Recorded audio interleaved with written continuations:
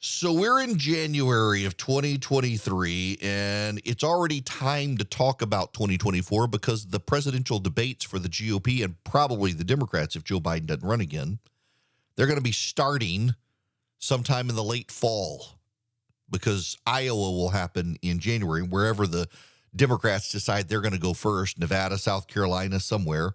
The Democrats intend to shake up their calendar allegedly, but Iowa and New Hampshire are about a year away now. The fundraising is already beginning.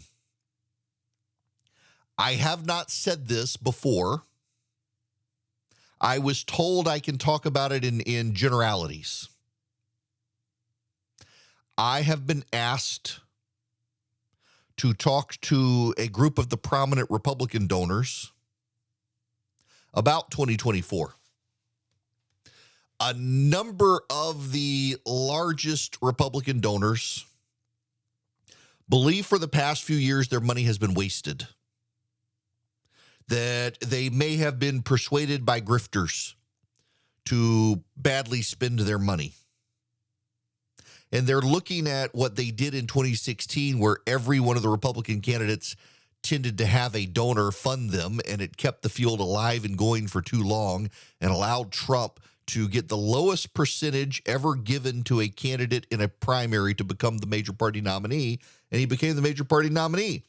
And while they were very happy with his governance, they're ready to move on now, and they're worried about all this internal polling that shows he couldn't beat Biden, but a guy like DeSantis could, and they're like, what do we do? So I've been asked to talk to some of the donors, some of the bigger ones, on where do we go? And I'll be very transparent with you here maybe they'll rescind their invite because I'm going to talk to you about it here. I think the donors don't need to consolidate behind one guy, but they do need to not consolidate behind 20 candidates. They have some differentiation and some likes, and everybody comes to the table with something. So, for example, Glenn Youngkin, the governor of Virginia, comes to the table with a handful of prominent billionaire donors. Let him. Ron DeSantis, too, comes with a very large percentage of billionaire donors. But there's Mike Pence, and there's Nikki Haley, and there's Mike Pompeo. There's Kristi Noem. Kristi Noem, I don't know if you saw this. She has already started attacking DeSantis on abortion because DeSantis has advanced a 15-week abortion ban, but not a complete abortion ban. Kristi Noem, who's being underwritten by the transgender lobby of America, and I'm not making that up, is attacking DeSantis on abortion when she is turning a blind eye to and obstructing legislation that would restrict transgender surgeries in her state. The National Review actually did a big study on Kristi Noem and the Dakotas, where major hospital provider up there is actually funded members of the legislature's campaigns and then spent a lot of money shutting down legislation because this hospital has decided it can make a lot of money doing transgender surgeries. And they have funded Kristi Noem's campaign and many of the Republicans in her state, and they are spending big money to shut down the social conservative agenda there because of the money revenue they get from transition surgeries. So she can attack Ron DeSantis for a 15-week abortion ban when she has no ground to stand on when it comes to transgenderism. Mike Pence, I think that the American public owe it to Mike Pence to run. I think Mike Pence should run.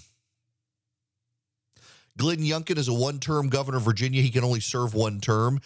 He has really fought on education there. He's really turned things around. He knows free markets. He knows a business. Let him run. Nikki Haley was one of the best governors South Carolina's ever had, was the best U.S. ambassador to the UN we've ever had. Let her run.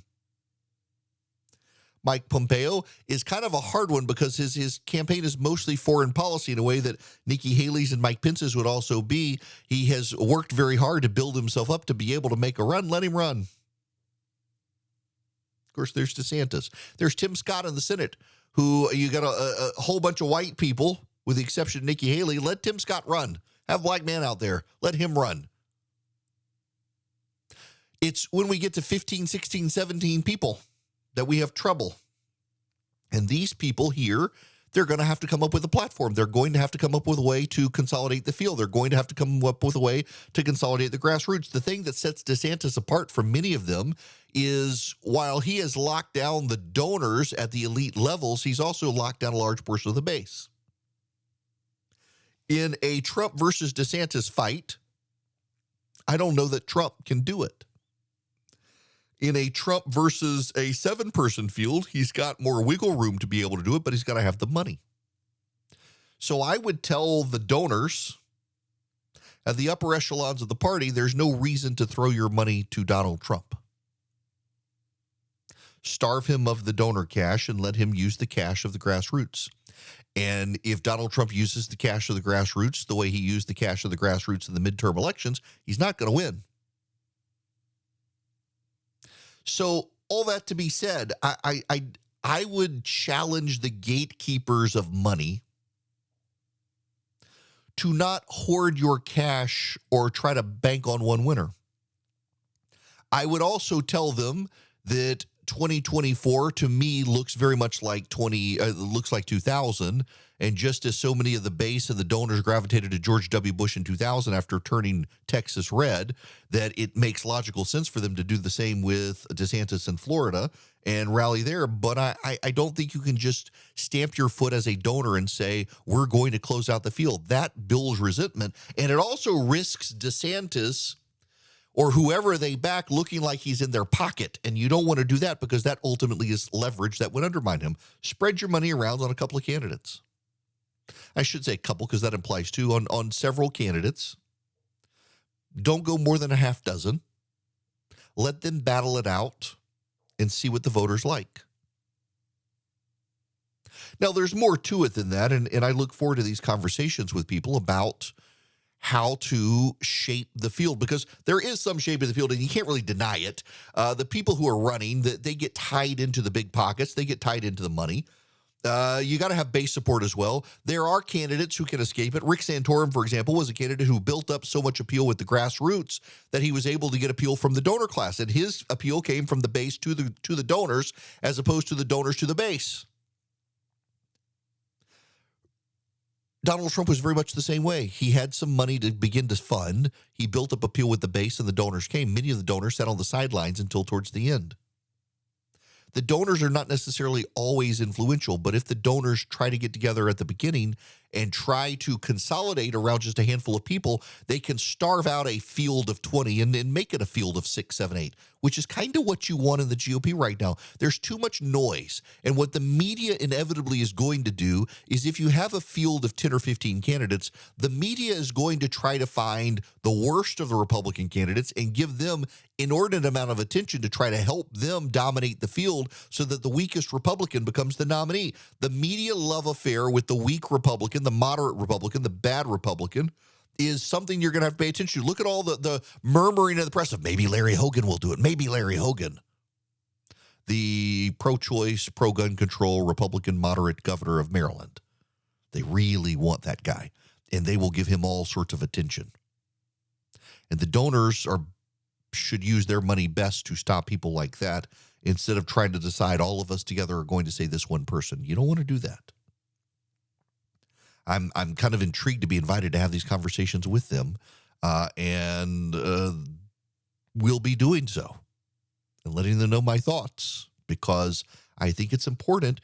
You may say, well, I mean, we're like a year and a half for the presidential election. You may think so, but you are less than a year from the start of the debates. We're going to have the gathering coming up in August, and we're going to have them all on stage there. The conversations are already starting to happen for 2024.